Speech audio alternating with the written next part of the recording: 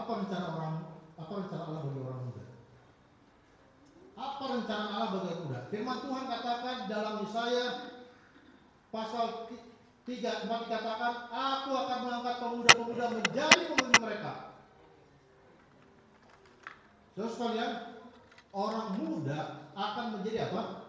Pemimpin. Sehingga sekali gereja kita atau tempat lain katakan bahwa orang muda itu apa? Tiang-tiang gereja pada apa? Kesukaan. Dan memang Allah katakan memang mereka akan jadi pemimpin, ya. Dan anak-anak akan memerintah pada waktunya, ya. Bukan sekarang memerintah, ada waktunya. Dan dikatakan juga di dalam Ulangan pasal 13 dikatakan bahwa Tuhan akan mengangkat menjadi kepala bukan menjadi ekor. Terus sekalian, tapi kebanyakan orang sedang menjadi apa? Menjadi ekor atau kepala? Jadi ekor. Beberapa waktu lalu, kalau saudara ikuti lihat apa? Kegiatan perayaan Imlek, barongsai. Dari kepala sampai ekor itu apa? Liuk-liuk, liuk itu semua apa liuk-liuk. Begitaran bisa apa? Panjang. Sebenarnya mengatur perjalanan itu apa? Kepala atau ekor? Kepala. Tapi orang paling senang apa? Ikut-ikut. Ya pun kadang-kadang sudah terpengaruh oleh apa? Hal-hal itu. Ya. Udah ikut aja. Oh ya ikut aja. Lebih enak. Karena jadi kepala itu bukan gampang. Beban. Berat. Tetapi dikatakan bahwa Tuhan akan mengangkat kita menjadi apa? Kepala. Bukan menjadi ekor. Orang muda, mana angkat venturnya? Udah hilang semua. Yang mengikut inisiasi.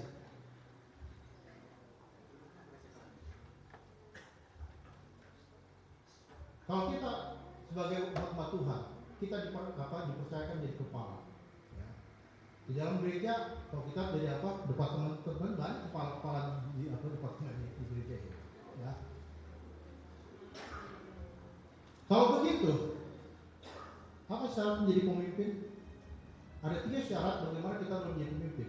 Ini bukan kata saya, kata firman Tuhan. Yang pertama adalah integritas. Bagaimana ketulusan hati yang tidak diperjualbelikan dan mengatakan sebenarnya. Dan dalam Mazmur pasal 15 yang dikatakan, yaitu dia yang berlaku tidak bercela dan melakukan apa yang adil. Pada sahabat kita tadi katakan bagaimana keadilan itu apa?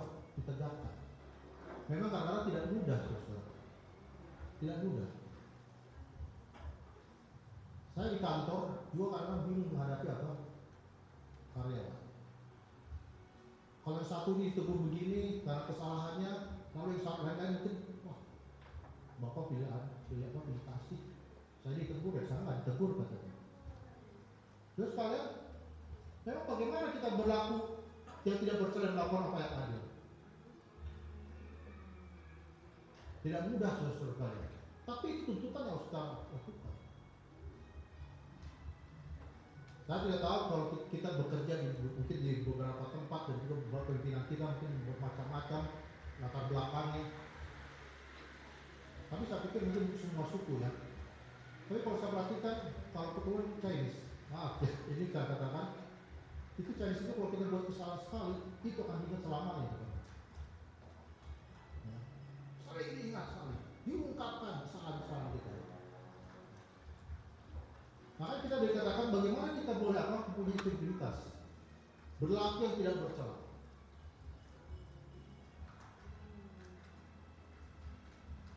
Ini sedikit pengalaman juga dari saya sampaikan. Tadi kantor kadang-kadang si bos itu bilang, kau pegang uang, bos bisa nggak dibantu oleh orang yang bisa lagi sibuk? Wah nggak bisa. Saya nggak percaya sama orang lain semua pegang uang. Nggak gampang saudara untuk apa? Bagaimana kita punya integritas. Yang kedua adalah kredibilitas. Orang yang dapat dipercaya tidak suka gosip, tidak berjahat, dan tidak menimpakan celah. Mazmur 15 ayat 3 katakan yang tidak menyebarkan fitnah dengan lidahnya, yang tidak berbuat jahat terhadap temannya, yang tidak menimpakan celah kepada tetangganya. Siapa yang pernah melakukan ini? Ada yang pernah melakukan ini? Tidak menyebarkan fitnah dengan lidahnya, yang tidak berbuat jahat terhadap temannya, dan tidak menimpakan celah kepada tetangganya. Ada? Ada? Siapa? Saya pikir kita pernah melakukan ini.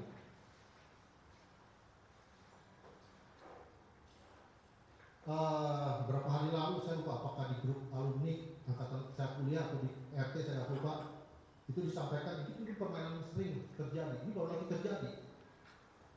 Temannya mau duduk di sekolah, ditarik kursinya jatuh, hancur apa? Tulang. Bagaimana kita dikatakan tidak berbuat jahat terhadap teman kita sendiri?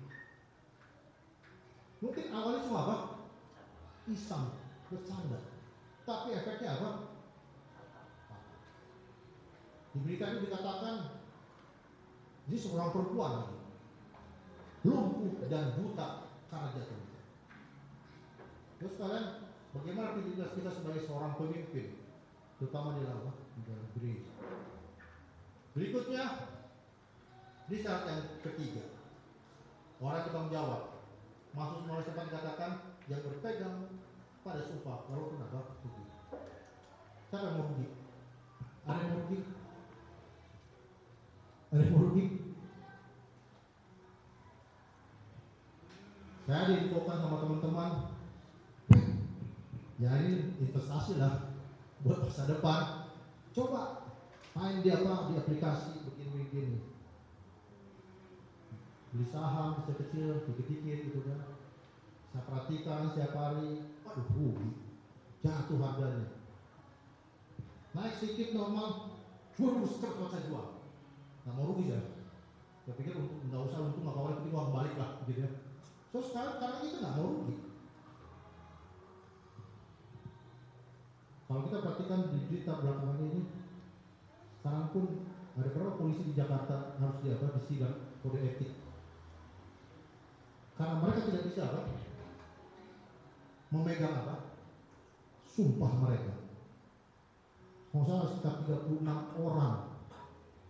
Kalau baru kemarin ini sekitar berapa orang yang dipindahkan dari pegawai imigrasi dari Bandara Soekarno-Hatta.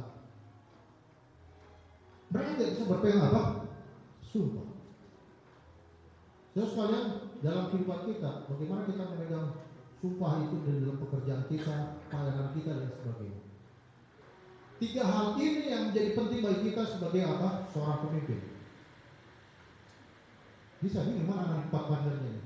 Nah, ini semua dari 4 bandar dan calon master tapi orangnya ini pesertanya mana? Terus sekalian, inilah pemimpin yang harus yang kita pegang sebagai seorang pemimpin. Lalu pertanyaannya, bagaimana anak-anak itu boleh menjadi pemimpin dan punya memenuhi syarat ini? Yang pertama, mereka harus dilatih. Pertanyaan, dilatih di mana? Rumah tangga. Amsal 1 ayat 1 dikatakan, hai anakku, dengarkanlah didikan ayahmu dan jangan menyiarkan ajaran ibumu. Kita pernah menjadi anak. Siapa yang tidak pernah diajarkan sama ayah dan ibu kita di rumah? Ada yang tidak pernah diajarkan? Kalau sekarang kita sudah jadi orang tua, sudah berapa banyak kita mengajarkan anak kita? Karena Alkitab katakan memang harus dididik oleh ayah dan ibu. Gak ada yang lain. Walaupun di sini ada guru saja. Pertama ini, pengalaman Musa 12 tahun dididik oleh orang tuanya di rumah. Dengan didikan orang tuanya di rumah, kalau kita baca dalam Alkitab bagaimana Musa, kehidupan Musa. Dikatakan seorang pemimpin yang yang lemah lembut. Walaupun dia pernah marah, tapi dikatakan masih pemimpin yang lemah lembut, pemimpin yang besar, Musa. Oleh karena didikan orang tuanya selama 12 tahun. Dan memang Alkitab katakan dalam Ulangan pasal 6 ayat 7 dikatakan bahwa kita harus mengajarkannya berulang-ulang. Tidak cukup sekali. Kita pun sekolah berapa tahun sekolah? Kalau normalnya aja berapa tahun? 12 tahun minimal sekolah kita. Ya, sekolah formal 12 tahun. Kalau kita ditambah kuliah, ambil S1, tambah S2, S3, berapa tahun? Kalau kita S1 4 tahun, udah 16 tahun. Tambah S2, S3 bisa 2 tahun selesai 20 tahun sekolah. Dan memang harus berulang-ulang. Dikatakan berulang itu pas pada saat kapan? Apabila kita duduk di rumah, dalam perjalanan, dalam berbaring, dalam apa? Engkau bangun. Tapi sekarang anak-anak kita sekarang ini, saya punya anak dua begitu aja, aduh karena repot. Ketepatan rumah kami 2 lantai, karena anak-anak di atas.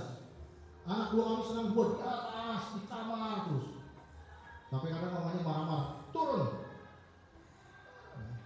Manggil turun itu juga udah apa? Udah teriaknya udah nggak tahu berapa oktav itu kan. Supaya mereka cepat turun. Dan memang karena kesempatan itu tidak hanya selalu apa di rumah. Karena kami pun jalan pergi. Karena saya laki pada sini kalau di mobil di depan, saya ajak bicara. Kami ngobrol di apa di mobil. Dan memang yang harus dilakukan apa? Berulang-ulang di mana saja ada kesempatan kita perlu apa? Menyampaikan itu. Berikutnya, tempat latihan yang kedua adalah di gereja. Nasihat bagi sidang halaman 37 dikatakan, sidang mempunyai satu pekerjaan khusus dalam mendidik dan melatih anak-anaknya. Terus sekarang jemaat mempunyai apa? Tanggung jawab besar untuk melatih anak-anaknya. Jangan sampai hilang. Sensus atau penelitian beberapa tahun lalu dikatakan banyak di gereja ini orang muda apa? Hilang. Sudah banyak orang muda hilang. Bagaimana kita sekarang apa? Boleh mendidik anak-anak kita, melatih anak-anak kita supaya mereka tidak apa? Tidak keluar dari gereja. Dikatakan agar mereka bersekolah dalam suatu pergaulan, mereka tidak dipengaruhi oleh orang-orang yang bijak kebiasaan. Dan di Ibrani pasal 10 25 dikatakan bagaimana kita jangan menjauhi apa? Pertemuan ibadah bisa kita apa? Lakukan. Supaya apa? Supaya kita saling apa? Menasehati.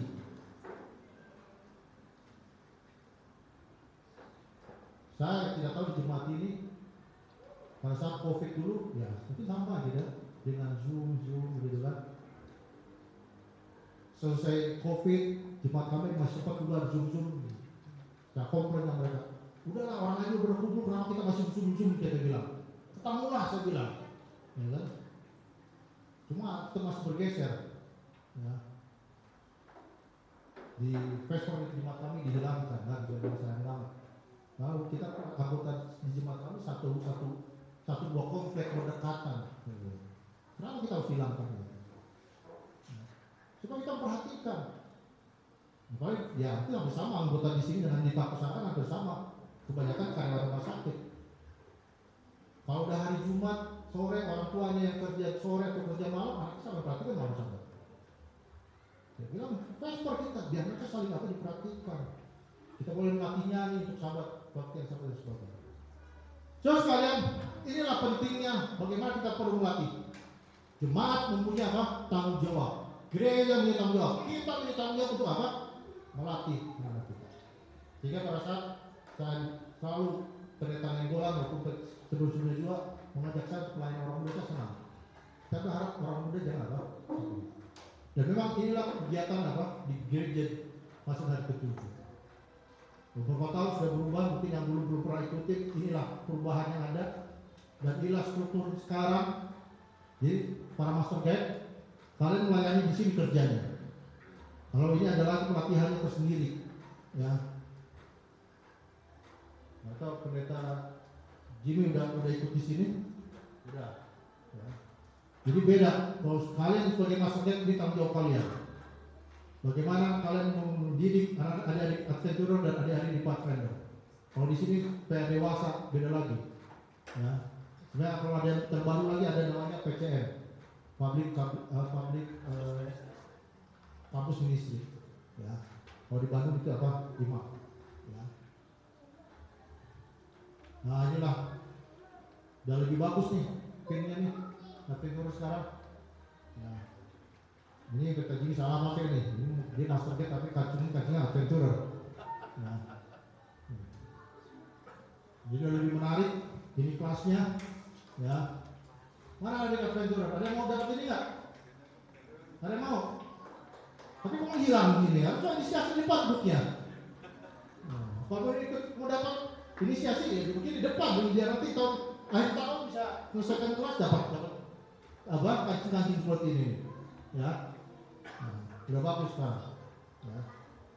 Nggak orang bilang apa? Dulu kaleng-kaleng, ya, sudah kaleng-kaleng aja. Dan inilah buku kegiatan Pathfinder. Kalau kemarin kereta Pak Husik sudah promosikan pada minggu itu, ya tidak hanya kopi-kopi aja gitu ya. Ini dicetak lebih bagus berwarna. Ya. Terakhir, ini nasihat buat orang tua. Matius 19 ayat 14. Tetapi Yesus berkata, biarkanlah anak-anak itu janganlah menghalangi mereka datang kepada Aku. Sebab orang seperti itu yang punya kerjaan surga. Saudara sekalian, saya mau nantang kepada orang tua. Tolong diberi semangat anak-anak kita untuk ikuti kegiatan tugas kemajuan ini.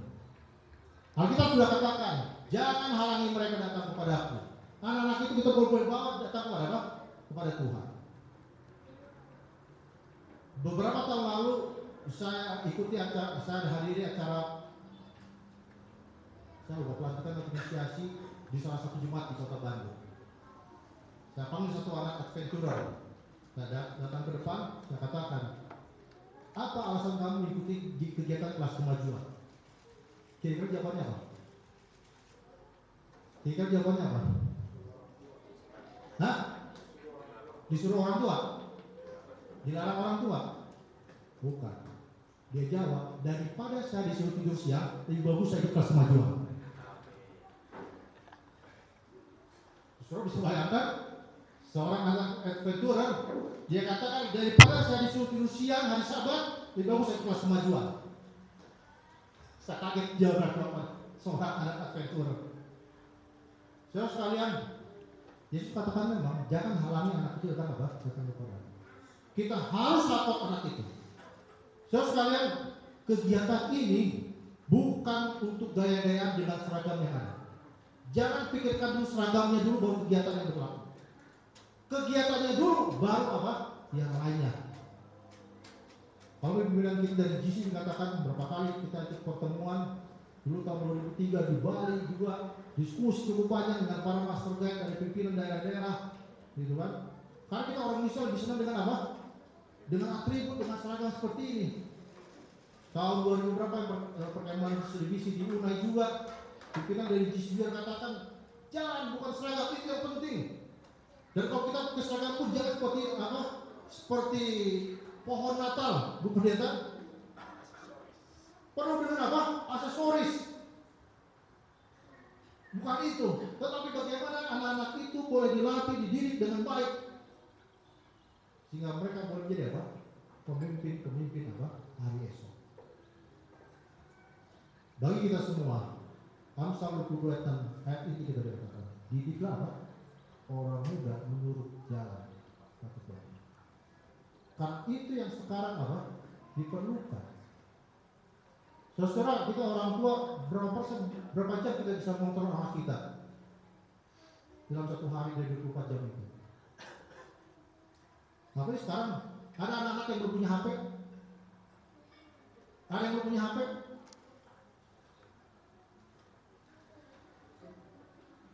Kebanyakan anak-anak walaupun SD itu sudah dikasih apa? Dikasih handphone. Apa yang dibuka anak di handphone itu? Saya bisa kontrol. Dari dia mulai sampai tidur bisa kontrol. Kalau kita nggak memberikan apa? Didikan yang patut bagi dia supaya tidak apa?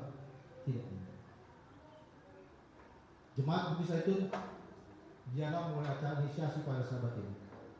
Jadi dengan laporan pemimpin ketua atau direktur ya boleh memikirkan bagaimana memang kita perlu melatih apa adik-adik kita, anak-anak kita, supaya mereka boleh menjadi pemimpin dan mereka pun boleh memimpin teman-teman yang lain untuk datang apa?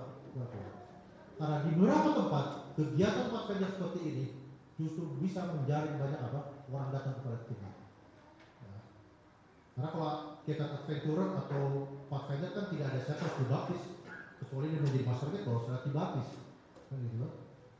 Kita perlu lakukan ini. Dan banyak apa cerita kalau kita boleh menggunakan seragam ini, ya. Saya banyak teman-teman juga cerita dengan ini ada orang yang apa yang tidak sadar dihormat sama tentara, ya kan? Padahal dia tentara kita hormati, dia hormat sama kita. Orang takut dengan ini. Dulu saya ingat dulu pendeta KND, dia berfoto dengan seragam seperti ini, dipasang di Kalimantan, mau diserang orang dari foto itu, dia orang di Batam melukai dia, gitu kan? Pendeta Edwin dulu melayani Batu Jajar, pakai barang dihormat sama Kopassus, banyak ceritanya. Ya, banyak. Tapi intinya bukan soal kita dihormati dunia, tapi kita berharap anak-anak kita boleh menjadi apa? Pewaris kerajaan surga dan pemimpin kami. Tuhan berkati kita semua.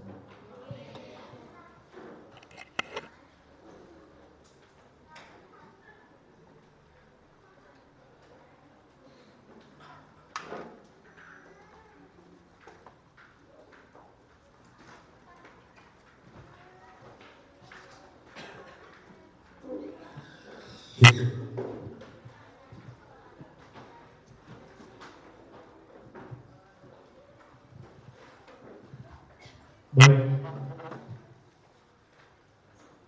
saat ini kita ambil waktu khusus untuk komitmen dan menjawab tantangan yang sudah disampaikan oleh Kak Albert, Master Guide Kak Albert Marbun, khususnya bagi adik-adik Pathfinder, Adventurer, dan juga kakak-kakak Master Guide untuk menjawab tantangan dan komitmen kita. Tentunya kita bersyukur.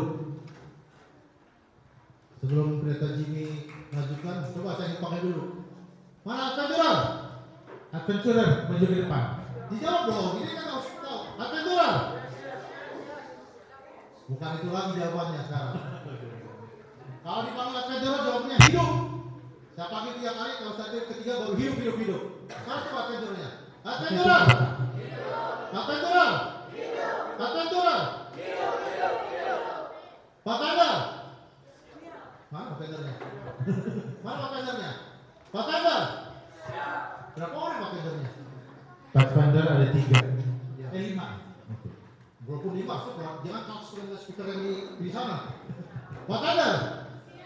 Pathfinder. Pathfinder. Siap. Master Guide. Suaranya lemas, Master Guide. Ulangi, Master Guide. Master Guide. Master Guide. Oke. Memang lebih semangat. Makanya nanti akan dipasang lilin-lilin bagi kakak-kakak pembina yang sudah ditugaskan untuk siapkan lilin dan tentunya untuk menjawab tantangan dan juga komitmen. Mari seperti yang disampaikan oleh Kak Master Guide Albert Marbun tadi, para orang tua, mari kita jangan halang-halangi anak-anak ini untuk mengikuti kegiatan-kegiatan yang ada di gereja. Dan tentunya bagi anak-anak muda juga dari Adventurer, adik-adik Pathfinder dan juga kakak-kakak Master Guide, mari kita ikuti kegiatan ini. Saya bisa ingat bahwa hampir 1 tahun yang lalu, ya seperti lilin tadi kadang-kadang redup, kadang-kadang nyala. Mudah-mudahan di tahun ini kita akan mengikuti semua kegiatan dengan baik. Mari kakak-kakak yang sudah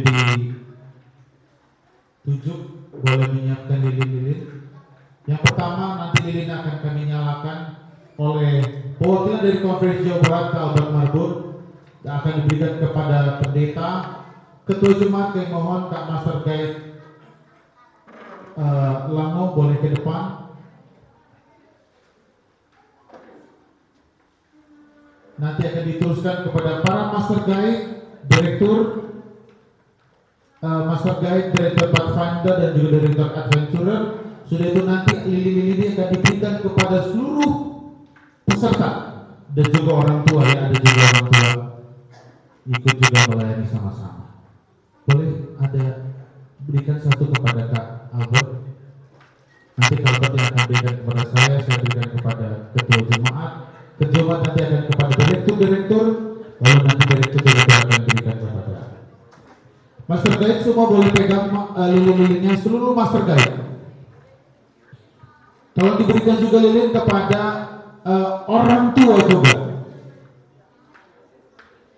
Ya mungkin nggak semua ya. Ya. Pak Ketua sudah ada lilinnya? Belum. Nadine?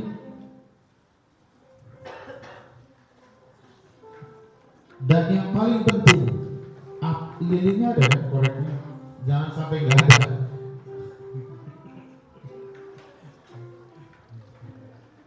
Mungkin boleh kita ke depannya.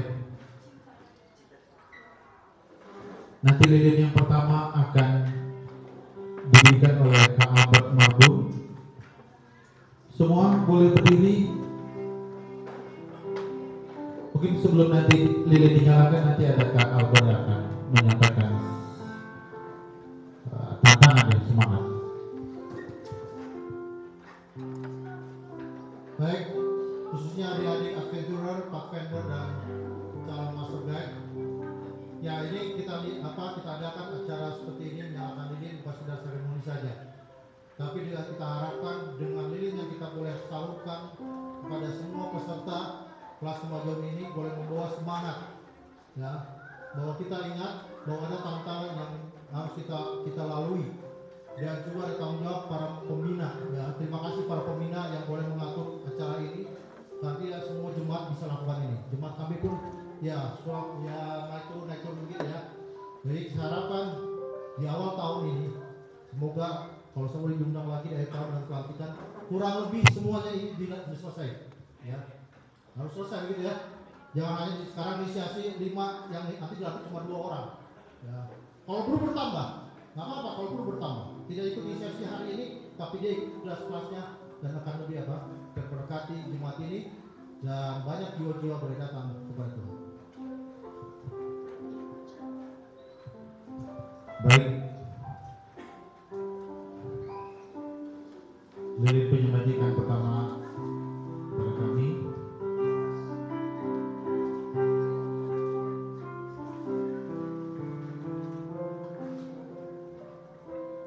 Saya serahkan kepada ketua jemaat.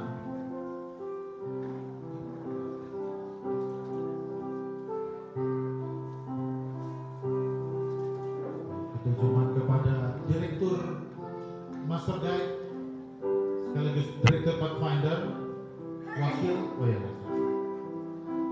kepada Direktur Adventurer, kepada kakak-kakak Master Guide dan kakak-kakak Master Guide, para pembina, akan kepada adik-adik Adventurer dan terus kepada orang tua.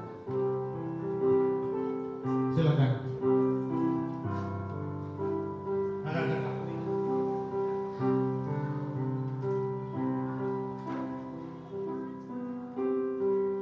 Oke, kakak-kakak pembinanya silakan kepada adik-adik Pathfinder, Adventurer, pembina-pembina.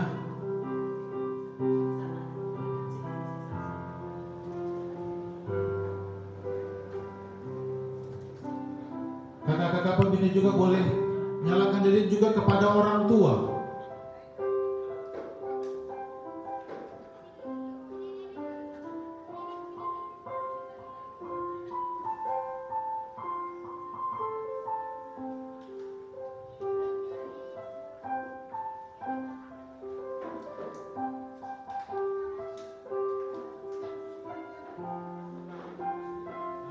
Oh iya, silakan habis nanti taruh di depan. Bagi yang sudah para pembina, bagi yang sudah boleh lilin-lilinnya tetap menyala, taruh di depan.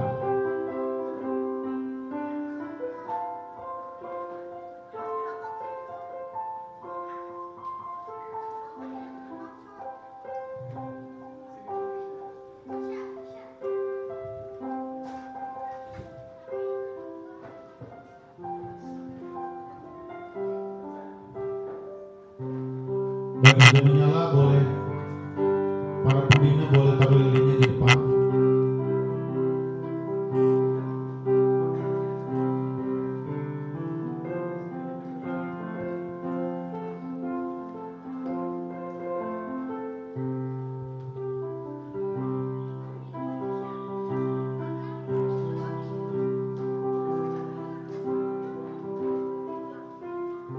Kita harapkan lilin ini terus menyala, memberikan semangat bagi kita untuk terus melayani Tuhan, lebih khusus bagi para pembina-pembina, para peserta yang mengikuti kelas selama 1 tahun ke depan sampai pelantikan diharapkan terus memiliki semangat sama seperti ini yang akan terus menyala. Ya. Adventure juga boleh taruh di depan lilinnya. Ya, ditemani oleh kakak-kakak pembina.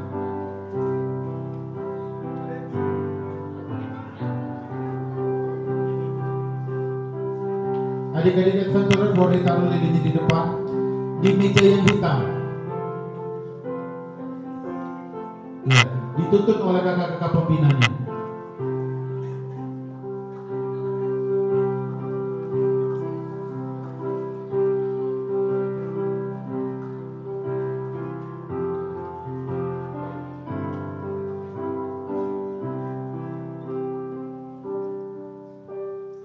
Adik Stanley aja bawa lilin dia. Little Lamb.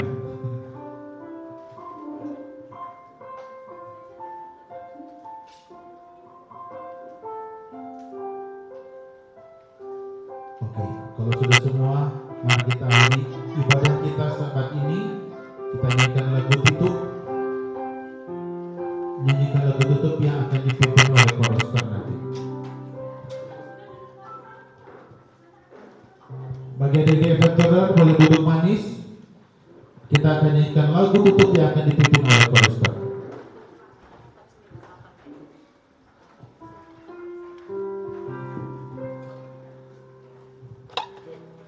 Saya mengundang semua kita untuk berdiri. Kita akan menyanyikan lagu nomor 498, Pemuda Sekalian. Pemuda sekalian,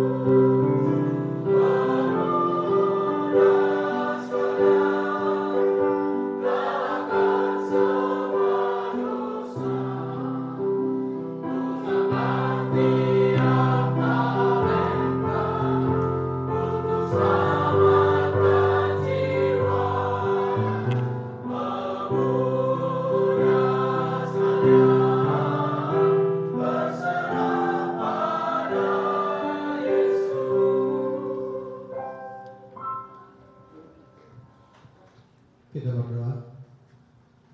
Bapa kami yang berada di dalam surga, puji syukur dan terima kasih Tuhan atas berkat dan kasih yang Kau berikan kepada kami. Kami anak-anak Tuhan boleh bersekutu di tempat ini. Kami boleh mendengarkan akan firman Tuhan. Di surga, di ujung acara kebaktian kami pada hari Sabat Tuhan, kami mau menyambut panggilan Tuhan. Bagaimana Tuhan pun boleh memberi tantangan untuk mendidik anak-anak kami. Adik-adik kami mulai kegiatan kelas kemajuan di jemaat ini. Biarlah Engkau memberkati seluruh kakak pembina sehingga mereka pun boleh menggunakan talenta yang ada di dalam kehidupan mereka untuk mendidik adik-adik ini, sehingga adik ini pun boleh menjadi pewaris sekolah kerajaan surga pada Yesus Kristus Tuhan. Di surga, pada hari Sabat Tuhan, kami berdoa untuk umat Tuhan di jemaat ini. Biarlah Engkau memberkati seluruh umat ini, dari pendeta, Jimmy Sapul, tua-tua jemaat, dan seluruh anggota, dari anak kecil hingga orang dewasa. Tuhan berkati, sehingga mereka pun selalu memiliki satu sukacita oleh karena berkat dan kasih Tuhan di dalam kehidupan mereka. Bila kami akan pulang meninggalkan tempat ini, biarlah malaikat Tuhan boleh iringkan kami, sehingga kami pun boleh bersuka sampai di tempat kami masing-masing, dan pertemukan kami pada kesempatan yang mendatang. Terima kasih Tuhan Kau selalu mengajar doa kami, karena kami berdoa hanya dalam nama Yesus kami.